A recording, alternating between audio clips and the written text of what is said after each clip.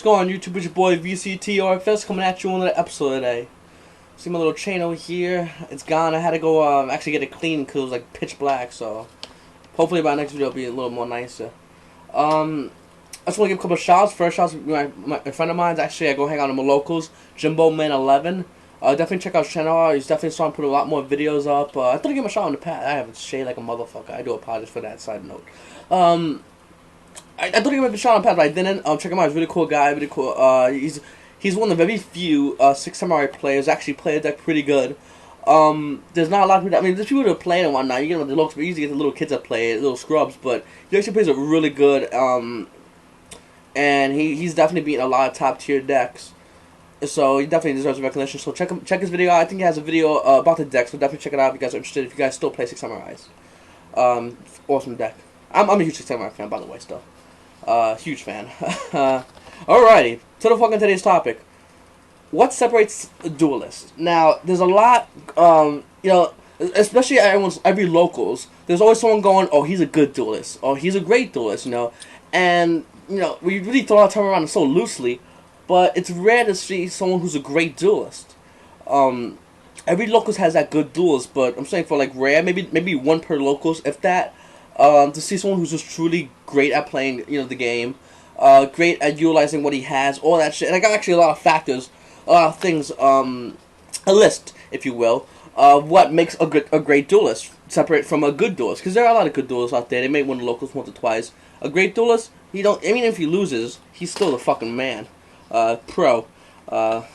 Most great duelists I know aren't pros, by the way. Pros are just people who've gotten that lucky enough to top and or win a YCS Show and Jump Championship. Great duelists are those people who have not had their time to shine light. Most great duelists have not had the time in the light.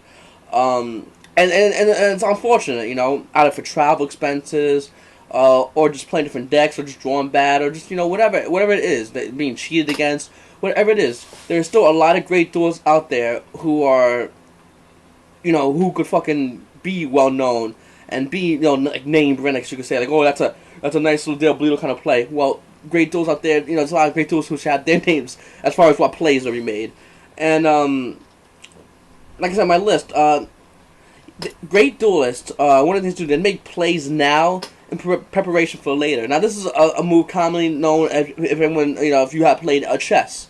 You'll make your move now, opening moves, most opening moves, in order to get that, to wrap it all in at the end. If you have, what's in the hand, of course, there's different factors in it, but most great duelists set that play up. They set that play up like, I don't know, you'll see them like, they'll have a Gladiator's hand and a Waboku, and they will set the Gladiator's, knowing that, seeing that MST in your hand, and then baiting you out to play MST or Dustinado by setting a face down, and then going into Waboku mode, and then just fucking you up with a Darius setup play. Another factor is they know what's in your opponent's hand. You can see in certain videos of duels all throughout YouTube, there's certain duels out there that just know what your opponent's playing. They'll say, okay, I have like a JD, but I feel that you have Starlight Road in your hand, and if I play JD out now, or on the field, if I play JD out now, I'm just going to bet out Starlight Road, and the table's 360 on me, and I'm just fucking, I'm at 1,000 life points out of JD, you got Starlight Dragon, Starlight Road's been used, you got so much shit, plus whatever you have set. They would usually set a play up like, you have two cards face down, they have a Heavy Storm, and MST, and they're like, I use that MST in order not to hit Starlight Road. I mean, I'm just not Road a lot, but you know what I'm saying? Like, they know what's in your hand. They're a monster they want to summon, but you have a Bomb Chapeau. They're not going to play that monster. They're going to try to bait you out, or try to make it like, try to get rid of Bomb Chapeau before they can eat that monster out. They just basically see it. They could literally play Mind Control, say a card. I mean, not Mind Control. I'm sorry. Fuck. Name that one card. Move. If you name it right, move. They can play that shit. And I just had the card they can play that shit. Name a fucking card. Hit your card in your hand. And you're like, how did you know? Because they just know. They know the way they read your play style, Another thing is a great player will always have it out for your out. Like I said, you will have face down Bomb Chapeau, that'll be your out to their summon. They'll just set it up so they'll set a Raikou instead of summon a monster that turn, where it makes no sense. Where you only have one face down, they have most advantage, but they're gonna set the Raikou face down in preparation for your bottom strap hole, or if you're gonna go all off on them, and you go like Archer Christie and shit, and they go, but man, I hit you, Christie. You know, that makes no sense. You know what I'm trying to say? They have an out for your out.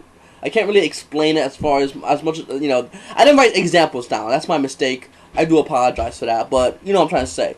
Another thing is great duelists, really great duelists, have that poker face. Poker face. But no. Great duelists have that poker face.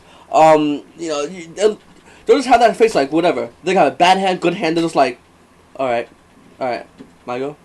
All right, and they play to make the plays. They have that perfect poker face, you know. They have that like whatever. I'm like all right kind of face. You know, normally if you draw a hand of like Charge the Light Brigade, Wolf, Solar Recharge, JD, Code Wave, you're feeling pretty fucking good right about now. But no, that's some, you know, like I said, bad examples, but whatever, they're decent examples. You'd be like, yeah, you feel really good, you feel more lax in your plays. They'll be like, Charge the Light Brigade. It's good? Okay. Solar Recharge. Summon set, you go. Draw Code Wave. It's good. Charge the Light Brigade, activate effect. You know, those kind of plays. I'm sticking with Lights On. I was actually working my Lights On deck a little while ago. But that's basically what kind of plays they would do. You know, they would do it all calm or mellow. They want to do like, Charge Light Brigade is good. Solar Recharge. Oh, fuck. Set it. You go. They wouldn't have that kind of face because they don't need to. They're like, whatever. In their mind, they don't have time to go, yeah. They're too focused on trying to get that win down. They're too focused on trying to think, if I play this, what's your out for it? And that's a big thing about great players. They don't have time to be excited to go, oh my god, you can't wait to see this. They're gonna go, if I was to make these plays, what's the list basically of the outs of what he can play?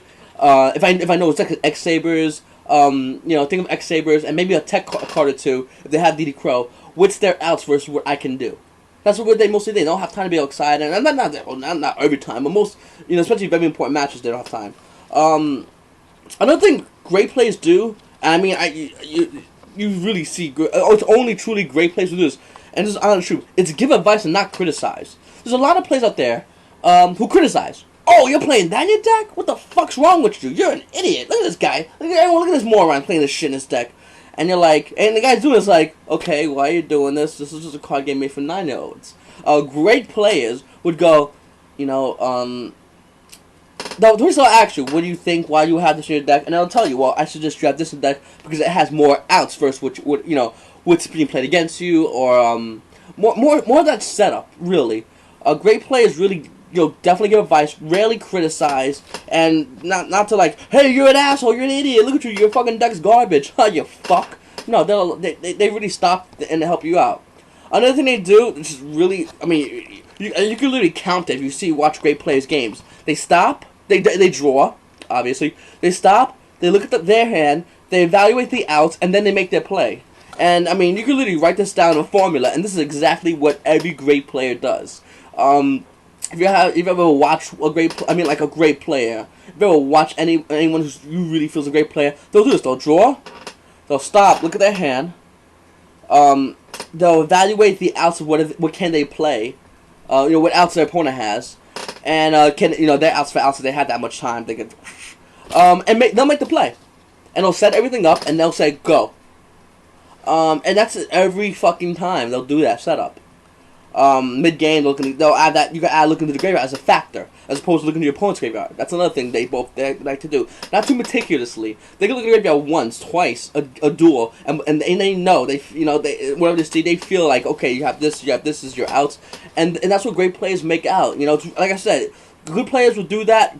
Great players will just do it, and they'll just know. Good players will keep doing it. They'll keep looking at the hand. They'll be too anxietous, and it just doesn't really work. Another thing good, great players do, they don't fucking cheat.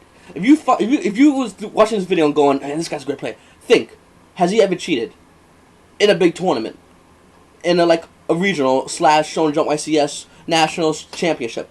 If he has, he's not a great player. Great players don't need to cheat. If they lose gracefully. And that's actually the last one on my list. I actually just jumped to it. Takes a loss. You know, no one is undefeatable. Only cheaters are undefeatable in their mind. No one can really, no one would just take the loss and go, oh man, what the fuck? If I didn't do this, if I didn't do this, a great player will take the loss and go, it happens. You know, I lose, I lose. I get over it. You know, a great player will have that perspective of everyone loses, I just lost, whatever. If I have a bad day, I have a bad day. As long as you do what you follow this, if you follow, as a duelist, as a Yu-Gi-Oh player, follow this list. In my mind, honest truth, you're a great player, and you can be like, well, I don't think I'm a great. If you follow this list, true and true, you are truly a great player in my mind. This is your boy VCTRFS. Subscribe to my shit, and that's my 2 cents.